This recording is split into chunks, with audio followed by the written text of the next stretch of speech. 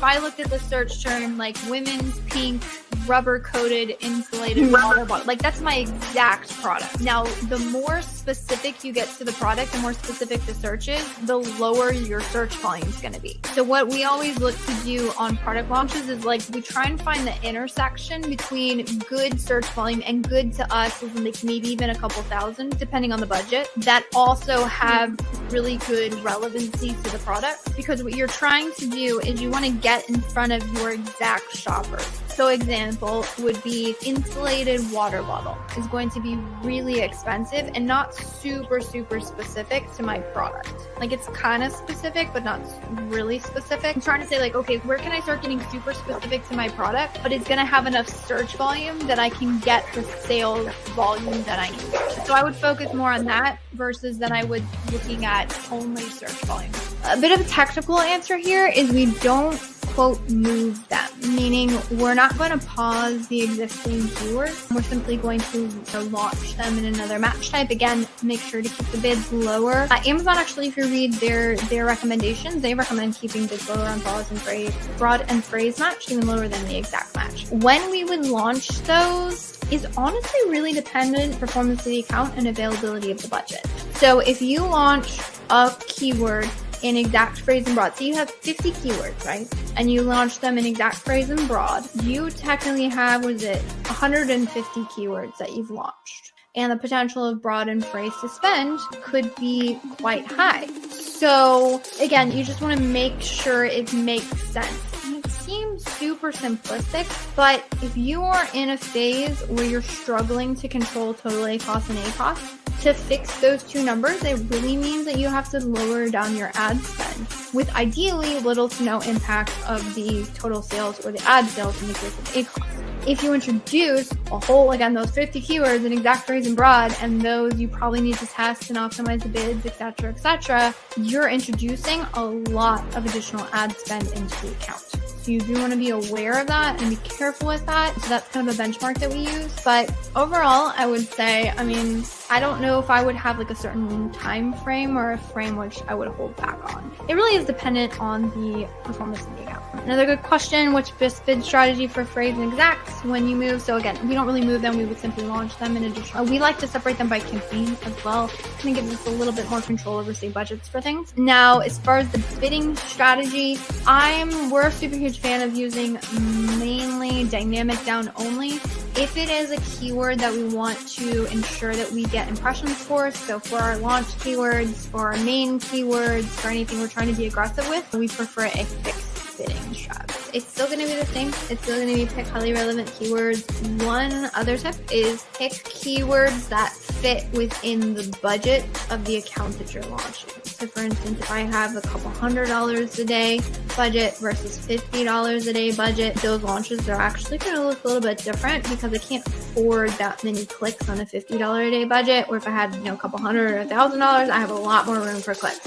So actually, you want budgets to play into your launch strategy. The other thing that you want to keep in mind, do not expect profitability on launch. This is a huge one. There's a lot of people that try and pull back and knee-jerk for profitability right out of the gate. That is not going to happen.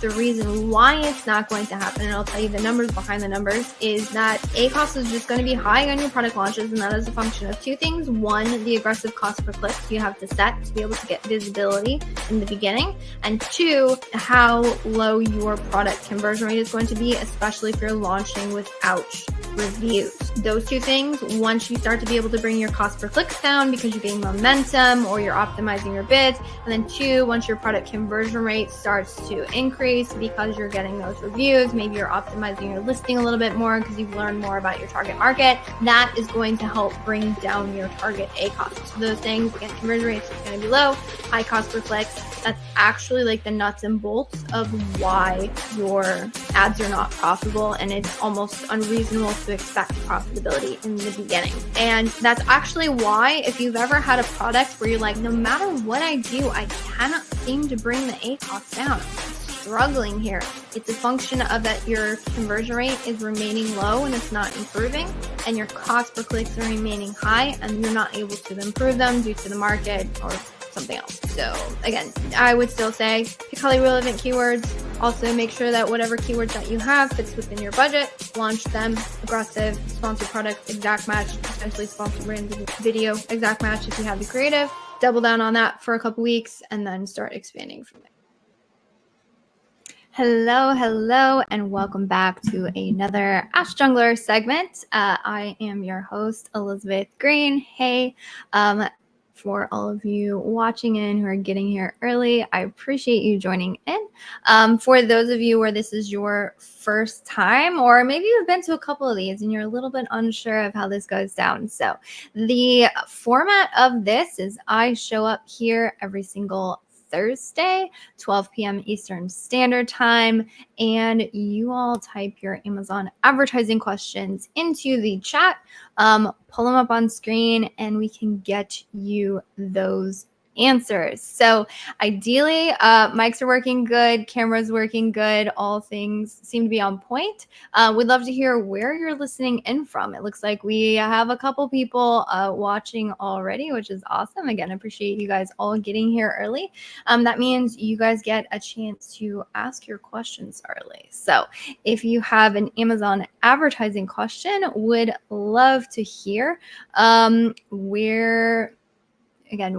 what corner of the world you are calling in from, and would also love to hear maybe what are you guys thinking through this week in terms of Amazon advertising. I know I did a LinkedIn post this week. I believe it was yesterday. I don't know if you know, Amazon is paying more and more attention to relevancy of keywords and how well they think your listing is going to do. So that was something that our team actually spotted in the ad account. We went to go launch a campaign inside the interface.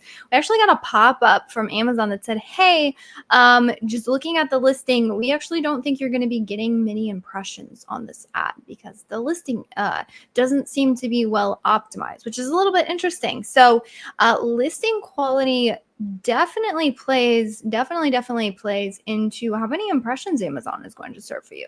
That just shows you how much more they're really starting to lean into making sure that their consumers have a really good experience. And I know there's definitely frustration on the seller's side with all of like the increase in competition, increase in costs. I mean, like definitely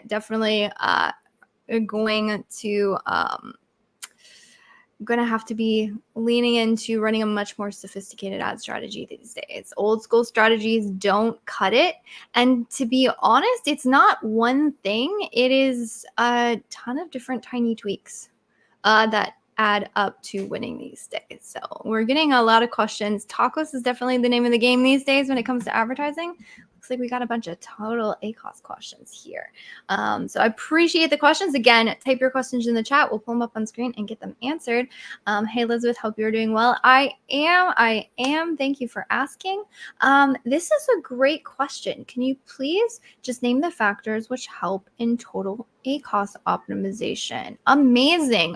This is a great question. So what I'm going to do is I'm going to break down the total ACOS equations. I'm going to talk about the one number that nobody really talks about that actually will be the determining factor of if you can afford to have a really high ACOS and also get a low total ACOS. And then we're going to talk into like what's the nitty gritty optimizations we can go through to help correct for this number. All right, total ACOS. Everybody should know this. But to calculate total ACOS, it is ad spend divided by your total sales. So what needs to happen to lower total ACOS is you either need to lower your ad spend and maintain the same amount of total sales, so that fraction gets fixed. Or what you can do is you can take the same amount of ad spend and then leverage that ad spend to increase your total sales, which again will bring that total ACOS down. So that's really what we're looking to do is total ACOS is really all about ad spend efficiency. And then also making sure that your ad spend is helping to increase your total sales volume. That's the thing that not a lot of people talk about when they're so focused on ACOS, because the main thing you do when it comes to lowering ACOS is really lowering bids or trying to get less, lowering your average cost per click. It's really the one focus you want to have when it comes to lowering ad costs. But through that, what often happens is we optimize our ads into having no visibility. So we're not getting that traction, we're not getting that sales volume, and then total sales decrease, which is not great. So maybe we're decreasing ad spend, but if total sales decrease at the same rate or even worse, that's where we get into problems. So that's why you need to sort of like expand your, I guess, thought process when it comes to optimizing ads and say like, hey, how is this ad spend thing, target, whatever it may be, helping to increase my visibility on the platform, or ideally also increase the organic ranking. Although there's more to advertising than just organic ranking, which is kind of an interesting sidebar conversation. I won't get into that. So what is that one number I teased that said, hey, like if you have this number be smaller, your total ad cost will improve. And that number is actually your ad sale percentage. So what is that ad sale percentage? That is your ad sales divided by your total sales. We call it ad sale percentage. Some people call it like ratio of ads to organic sales. Basically, what this tells you is what percentage of my total sales are coming from my advertising. And the thing is, if you have a lower ad sale percentage, meaning less of my total sales are coming from my advertising, then your A cost and your total A costs are going to be, total A cost is going to be lower. The larger your ad sale percentage, the closer your A cost and your total A costs are going to be to each other. So if you had 100% ad sale percentage, meaning all of my sales are coming from my advertising, I don't have any organic, then your A cost and your total A costs are going to be equivalent. And that's why on launches, oftentimes it's really unprofitable because we have no organic orders outside of our ads. And so total A cost is super high. As those ads become leveraged to grow organic market share, we start showing up on the platform, we start getting those organic orders, then that ad sale percentage shifts and should start to go down. Now, I will say this, old school numbers in ad sale percentage, everyone was like above 30% in ad sale percentage, your account is broken, you're over advertising. That's not necessarily the case these days. It's an unfortunate equation, but the reason why is that Amazon is just putting more advertising spots on their search pages. It used to be like almost the entire search grid was organic, and then you had certain swaths of advertising, where now it's like almost shifted. There's barely any organic, and then it's all advertising. And so that's really the function of why that is happening. And so these days, honestly, we're seeing closer to like a 40 or 50% ad sale percentage. So it's definitely something to watch. This is also really helpful to understand if you're like, oh, I need to totally lower my ad spend. Look at your ad sale percentage first. And if 80% of your total sales are coming from advertising, you'll be like, okay, I need to be careful with where I'm lowering my ad spend, because I need to, fix this ad sale percentage. Okay, so we went through like the numbers, all of that good stuff. We went through ad sale percentage. So let's get to the question: how do we actually lower A costs? How do we lower total A costs? Right? Like, give me the nuts and bolts, give me the nitty gritty.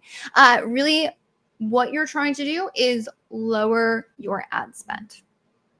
So what you're trying to do. So you're trying to lower your ad spend, or again, you're trying to leverage the ad spend that you have to increase your organic ranking, which will also increase your total sales, which will help with total A costs. I'll give you a pro tip here. If you have a large catalog, what you want to do, and this is an analysis we do all the time for our brands, especially our larger brands, you want to calculate each parent ASIN's total sales, total ad spend, the sessions, the unit session percentage, and then off of those, you also want to look at A cost, total A cost, and ad sale percentage. If you have a product, in this case product, I'm talking about a parent ASIN level, there's certain weird dynamics in how total A cost can actually be misleading at a SKU or a child ASIN level, which is why we do parents. It also makes life easier to calculate. Anything that has a high contribution or a high share of the ad spend, but also has a higher than your average account total A cost, or maybe even wildly higher, those are the products to work on. So when I'm saying lower ad spend, if I looked at that hierarchy and I said, okay, so this product's driving 40% of our total sales, but we're spending 60% of the total ad budget on it, and the total ACoS is 15%, and our goal for this account is 12%. That's a product. And then you can then dig into those ads, because what ends up happening sometimes is if you just say, oh, lower ad spend in general, where in the account, what in the account, how do I fix it? Versus saying, oh, these are the 2 products that I need to go in, and then I can dissect the ad strategy for those 2 products and then fix those and lower ad spend there, and then that will write the whole account. So hopefully that was helpful. It was a bit of a longer answer, but total ACoS can be a tricky one to go through. So we got a 3-part question, 4-part question. Let's see. Total ACoS, or top of search and rest of search are doing great at a 25% ACoS. It's a 62% conversion rate. However, placements are at 149% ACoS, 11% conversion rate. With almost triple the clicks of the best performing placements, bringing the ACoS to 59%. I needed to lower my total ACoS at this point. Should I keep pushing or optimizing placement bids? In the past, when I've done that, my traffic comes to a halt, even if I'm calculating a significant bid on top of search and rest of search. All right, let's see if we can get into this. So it sounds like we're talking about placements. And Derek, feel free to type follow-up questions or like follow-up context for this in the chat if you want to, if I start going off on a tangent and I'm getting it wrong. But it looks like we are trying to figure out, let's see, placements. Are we trying to figure out how to avoid product pages? Let's see. It looks like you're trying to lower total ACoS. Okay. I'm going to zoom out and I'm going to say I wouldn't zoom in yet on placements as being the thing that needs to be fixed to fix the total ACoS. My question here, I just went over that whole thing, right? So to lower total ACoS, we need to lower the ad spend. That's our goal. We're looking at placements to fix that. Placements may or may not fix that.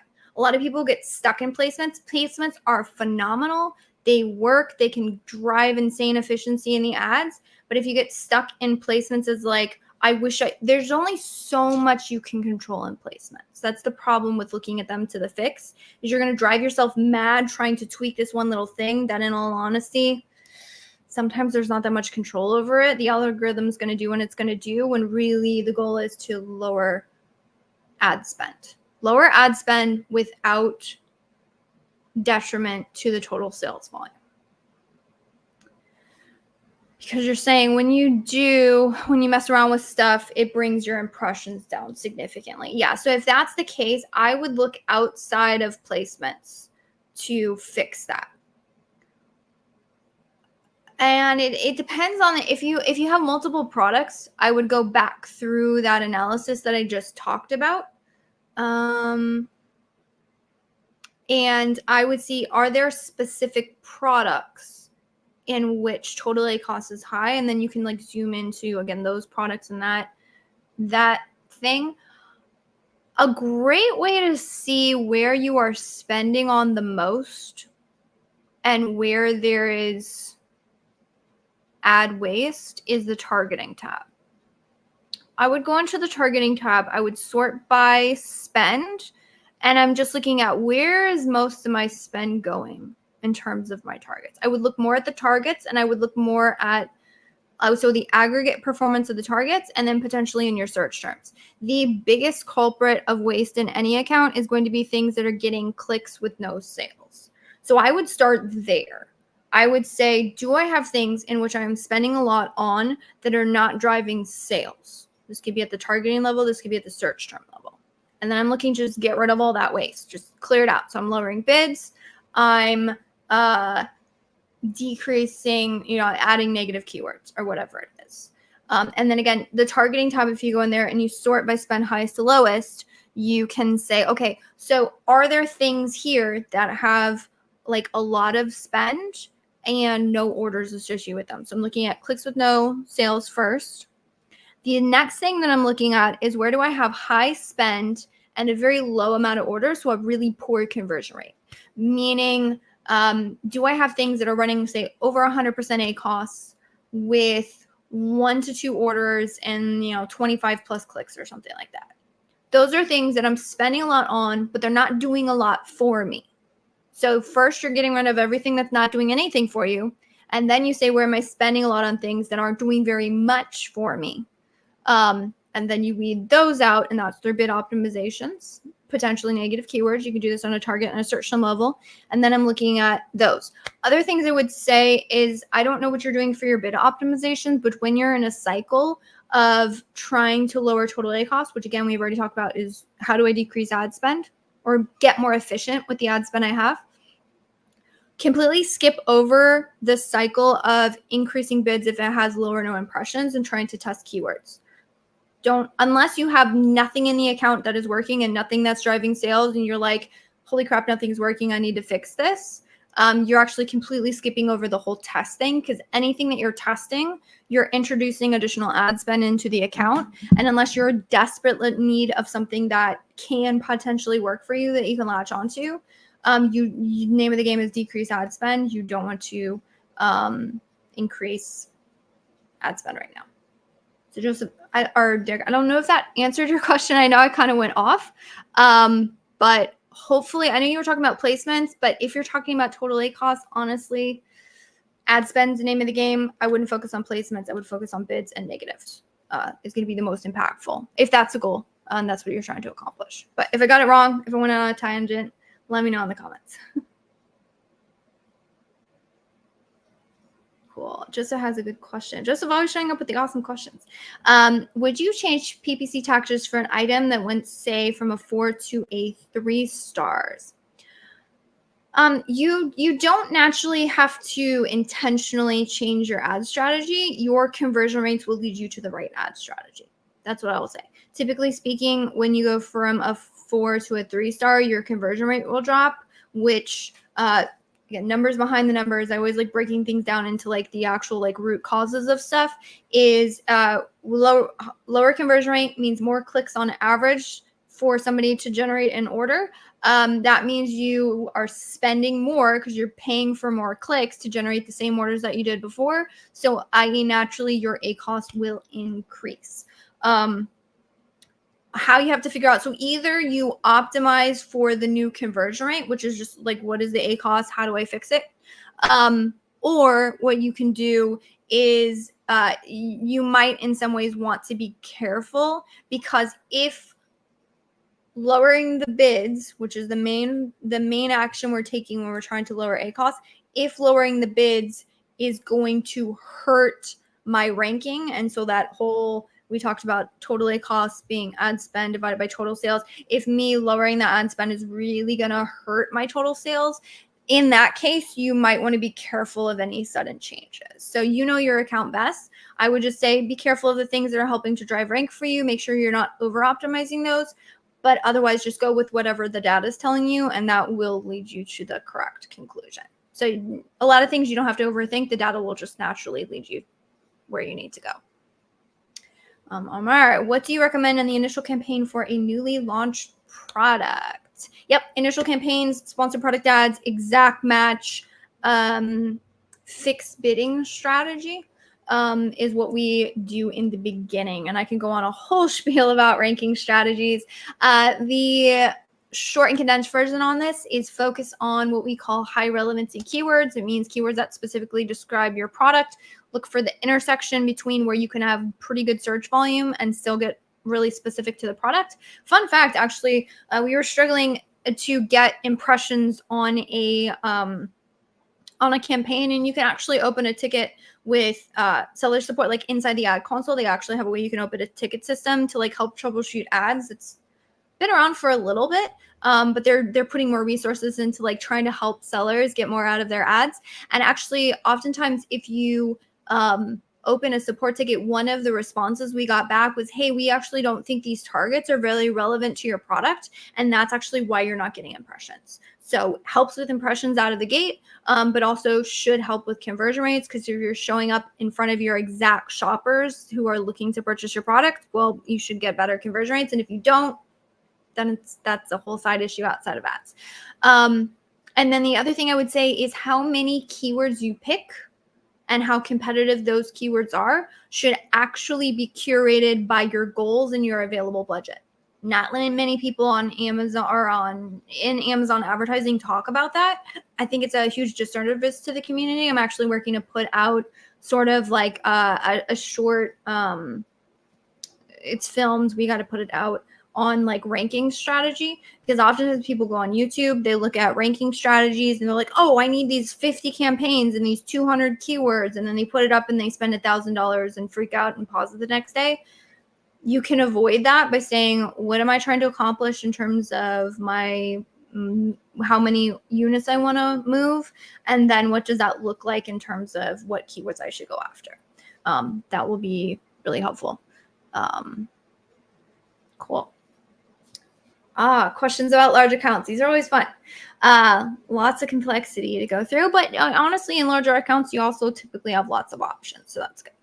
So I have a question about a large account. It is well optimized. ACoS below 25%. Total ACoS is at 8.5. Kudos to you. Great stats. I want to know if I should try to go even lower with the total ACoS to a 7%.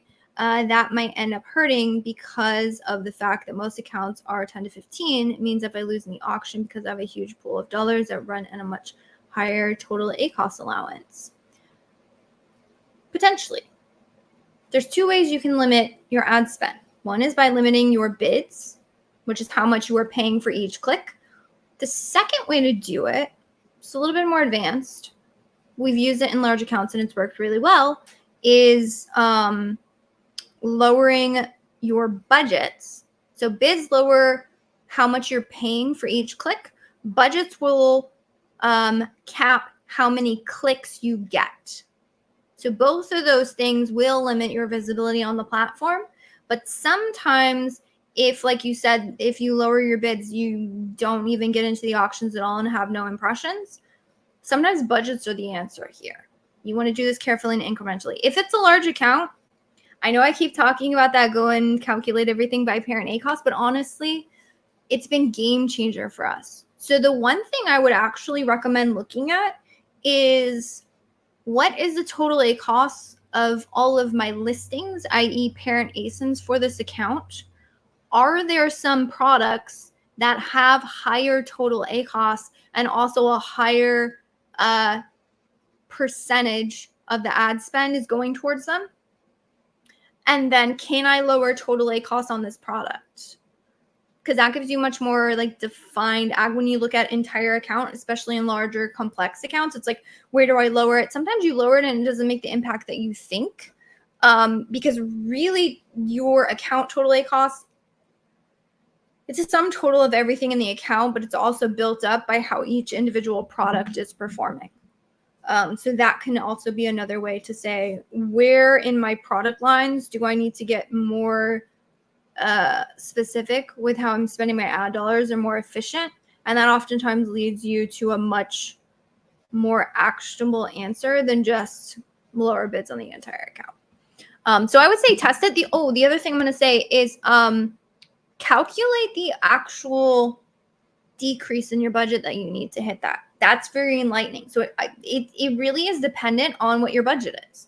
So if I'm spending $200,000 of in my ads account, right? I'm going to do the math for you. So $200,000, if you wanted to get your ad an 8.5% ACoS and you wanted to get to a 7% ACoS, so that's a difference of like 1.5%, then you would just say, okay, $200,000 times 1.5% is $3,000. So I have to lower the ad spend by $3,000 over the month. Do I think I can lower the ad spend? Can I eliminate $3,000 of my ads from this account for the month? And when $200,000 budget, you probably can find it. Versus if I had say a $3,000 a month budget, and then I did that same 1.5, well, I'm lowering it $45 over the month. So just do the math. What does that difference look in terms of ad spend? And then, okay, now I know how much I need to lower. Where can I find that ad spend in the account? It's not going to hurt total sales. And that will lead you to your next answer. And the other thing is just test it. What do you have advice for level 1 campaign structure? What is a level 1? Auto campaigns, especially close and substitutes, phrase, and exact campaigns. I'm not sure what you mean by level 1. I'll let you know. Like, so on ranking, what we do in the first week or two, we focus in on sponsor products exact match. And then we will also add in broad, phrase, and auto campaigns to our ad structure after the product is well indexed. Sometimes a little bit before if we're struggling to gain impressions. Sometimes autos or phrase or broad match can get impressions much quicker. So if we're really struggling with the exact match, we might do it sooner than that. I don't really know what a level 1 is. I will say this. Any account that I have audited that has only focused on exact match ranking strategies and done nothing else and said exact match only, this is my holy grail, all of them have struggled with sales, not because they're not ranking, but because they don't have as much increase in sessions as somebody. And everyone I know, or every account I have audited that is only focused on auto campaigns and broad match strategies, they cannot hit the sales volume that they want because they're struggling to rank the products. Every single account I have audited that has gone hard in one direction or the other as far as super targeted for ranking strategies or very broad, super profitable strategies. All of them are struggling. You need both. So if you want to clarify what you mean by level 1, let me know. But I would say you need all the above in a proper ad strategy. You need all the above. The only reason why I might not have an all of the above strategy is if there was something, maybe there's an exact match or a phrase match or something where the data told me that it doesn't work. In those cases, I might try some more advanced strategies to try and make it work. But if I'm left to my own devices, I'm going to pick an all of the above strategy and just know where exact match fits in your strategy, just typically for more aggressive ranking. Know where phrase and broad match, and don't conflate the two, is what I would say. But eventually, and when I say eventually, I mean within the first month, at least, you're gonna want all of the above. Although I will say you're totally cool to stick to sponsored products in the beginning. And in fact, you can stick to sponsored products for a while and be totally fine. Because sponsored products has way more ad inventory than sponsored brands or display.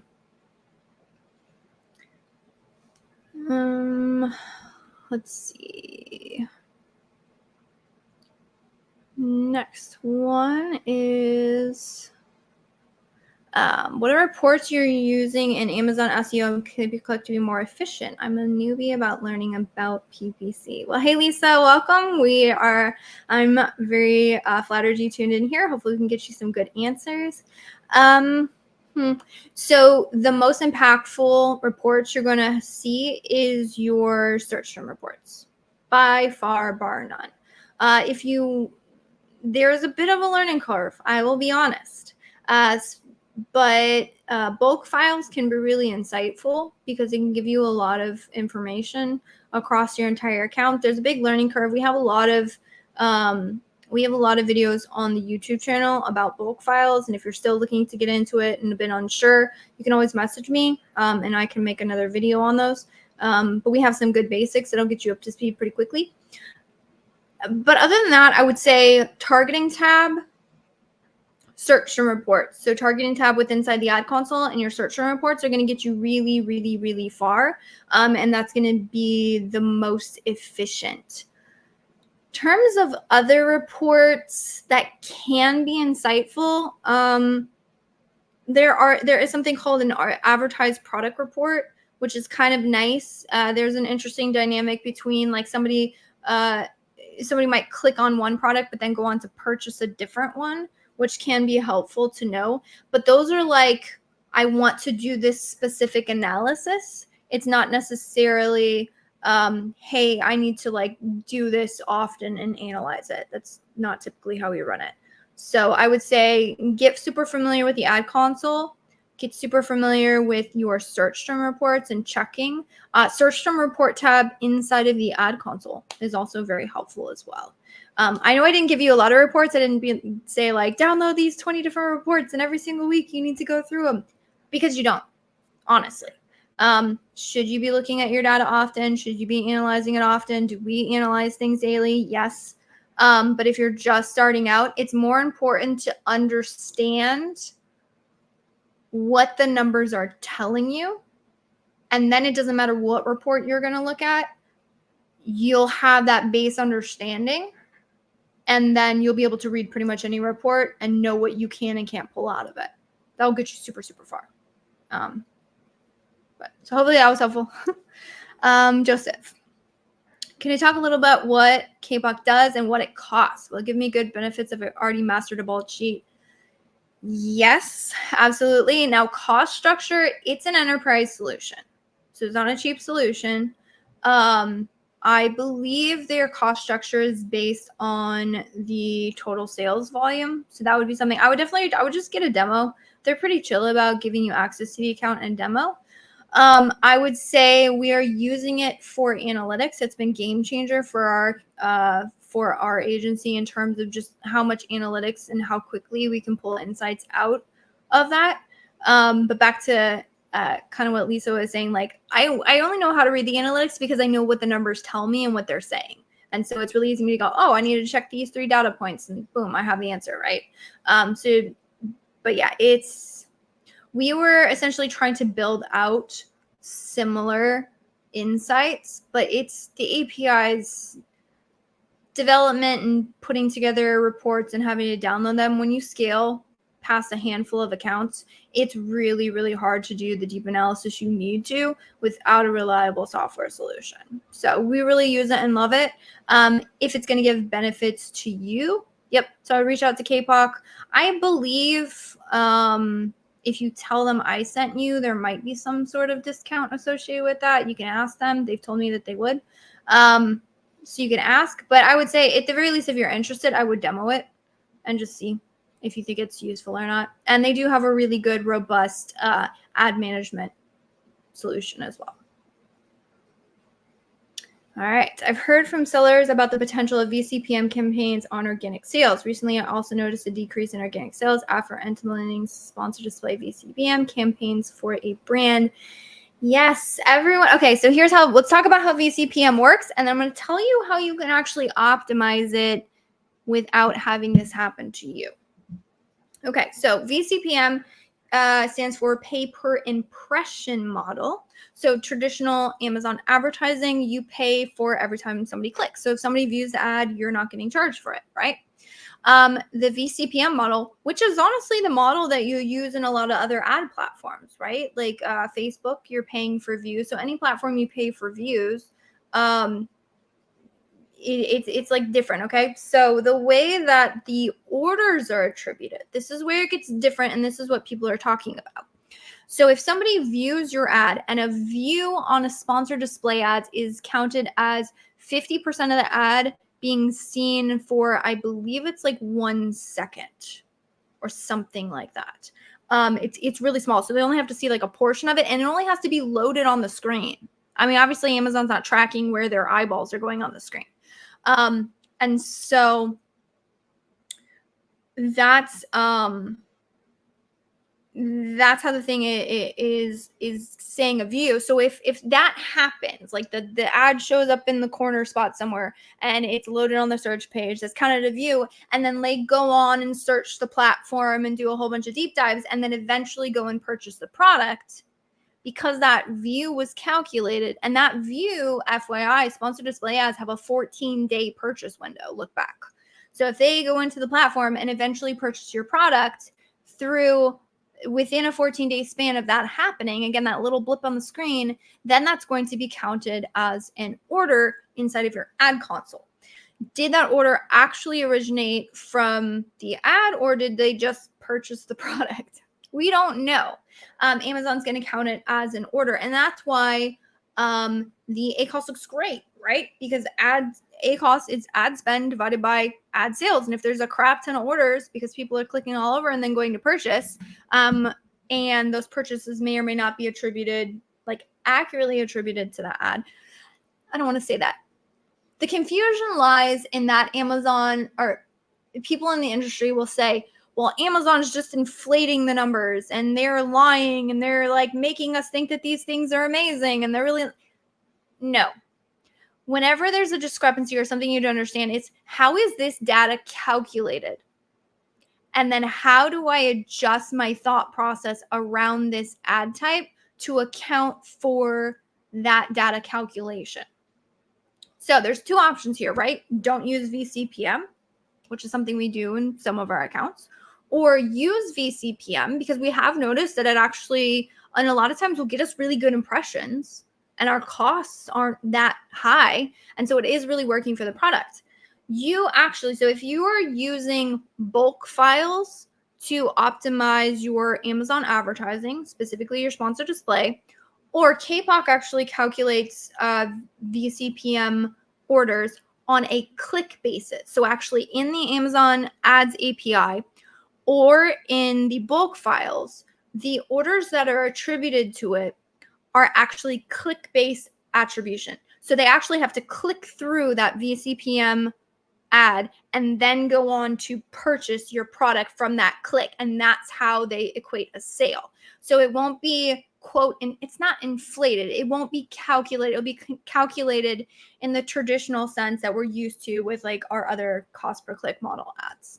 And so if that is the case and you're adjusting bids based off of that sort of attribution model, then you'll be totally fine and you'll be adjusting for like the actual real orders that are being generated through that ad type, and you won't be increasing things when they may or may not be leading to like a directly a direct path from that ad into your orders. So that's how I would do it. It's not that I wouldn't run it. I would just make sure that you, when you go to and you adjust your advertising, it's adjusted for click-based attribution. And the only reason I know this is because I was doing an audit and I went through and I'm like, wait, why are they spending like $1,000 on these sponsored display ads? They're showing like hundreds of clicks and no orders. I was looking at a bulk file. And so I'm like, everything else in this account seems like it's being run really well. Like why? I couldn't figure out why they were like throwing money at this thing that was obviously not working for the brand.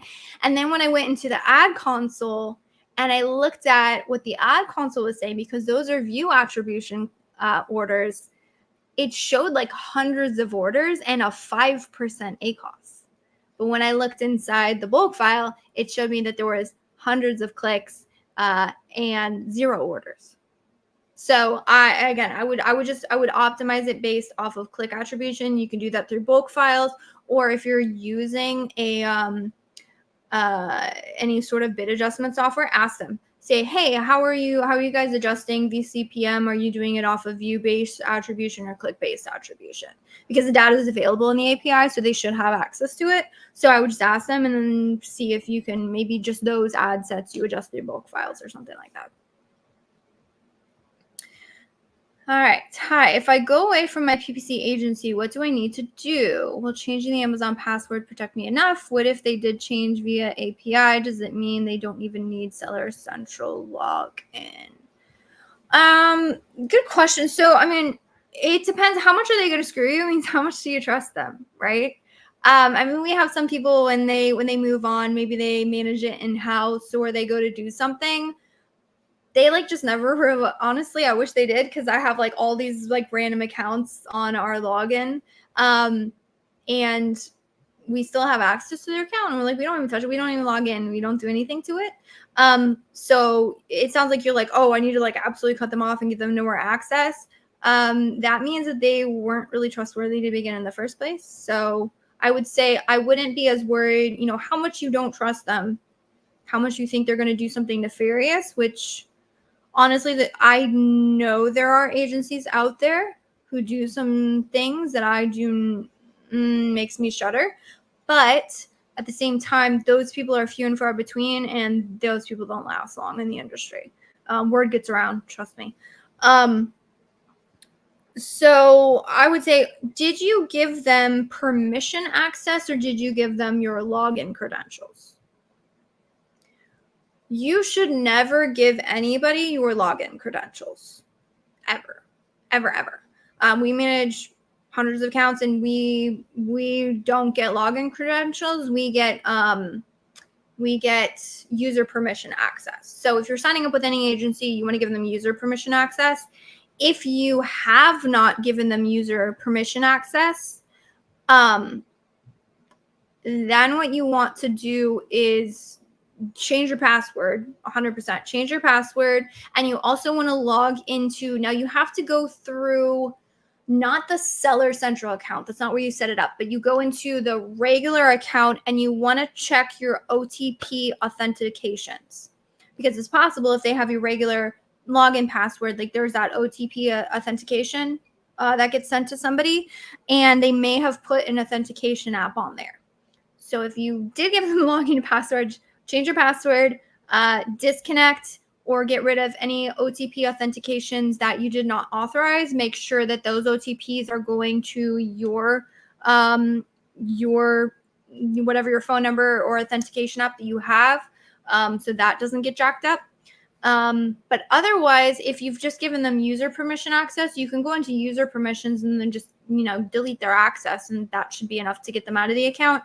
As far as the API, what if they did changes via API? Then you would just get rid of their API. You can disconnect API access to your account. So you just going through, if you see user permissions, delete the user permissions. If you gave them access to your account, which everybody listening, never do that. But if you did it, fine, change the password, check the OTP, and then you should be totally fine. If you discontinue the API access, they won't be able to do anything.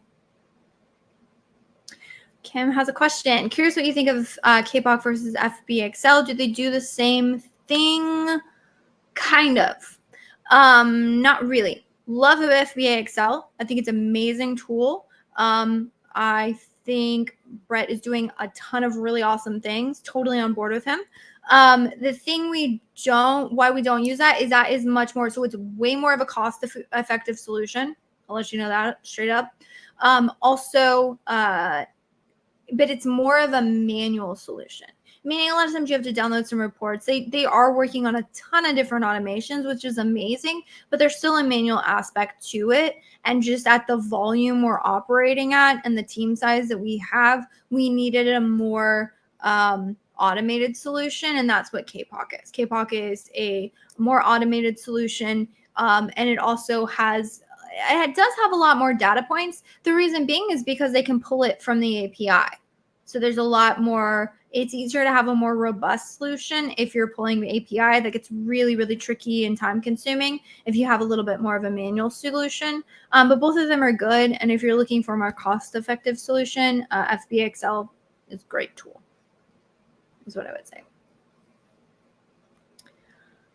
Awesome. Well, this has been good. I appreciate all the questions. I know there's a couple of them. Hopefully I answer them. If anyone has any follow-up questions or there was anything in the past, it looks like Kim said you mentioned FBXL in a passing previous video. Been loving it. That's awesome. That's awesome. No, if you are happy with that solution, I would say keep rolling with it. Brett is only putting out more and more options when it comes to optimization and things. And so we connected quite a few years ago. That was when we were doing things a little bit more manually as an agency. And I mean, we kind of vibe on the same things. We share a love of bulk files and a love of data and analytics and reporting. And so I've been watching what he's doing, and he's doing some really great stuff. So if you're with any solution, the grass is always going to seem greener. You really just have to look at what do I need? And part of that is just costs. Let's be honest. So what do I need from a solution? What is my budget range? And then, what fits best within that is going to lead you to the best solution for you. because everybody's going to have a shiny tool. Trust me. I see shiny tools popping up all the time, and they get me super excited because I love the data. But it comes back to what's going to work best for us and the way our team works and the way that we need to see things. And so always vet solutions based on that. Hey, Elizabeth, I'm popping in real quick. You couldn't hear me screaming in the background, but where can people find out if they want to know more customized solution or want to go more in depth about their brand that they might be offering? Definitely. So if you want to go more in depth about your brand, which FYI, that report that I keep talking about, that I'm like, hey, look at everything on a parent nation level and analyze what's inefficient and where the total ACoS is high website, which is behind me. Junglr.com is going to be the best place. Highly recommend go and book a call with us. That is going to go directly to me. You still get me on a call these days. Who knows? One of those days that might change. But for now, you can talk directly to me. We will strategize about your brand, figure out what you guys are looking for, and then we'll build that custom solution about it. Because like I was saying, Amazon these days, ads, getting tricky, man. Getting tricky. I'm amazed with the solutions our team is coming up with, and we have some insanely talented managers on the team, but like it's getting rough out there. I'm not gonna lie. It's very tough. And going through your audits and going through in a more in depth, obviously this is just at a very high level, but to go more in depth with you specifically is something that people should be definitely signing up for. So go and book a call today, everyone. Yeah, for sure. No, I would love to chat about your brands. First thing we'll do is start with goals. What do you guys want? That's huge. Amazon ad strategy is shaped by goals. And a lot of people's goals is, I want to lower ACoS. I want to increase sales. Great. That's a great start. That's a really good start. But by how much? By what? What are you aiming for? Is it 10%? Is it 20%? Do you want to double sales over the next 2 years? Are you planning on adding additional products? Like somebody who wants to just grow by a steady 10%, and then somebody who wants to grow double or triple, those ad strategies are going to look completely different, and your profitability KPIs will have to be completely different. You got to be prepped for it. So that's part of our whole analysis stuff. It's like, hey, we can build you the ad strategy. We can make it look like whatever you need it to look like. We got to know where you're going.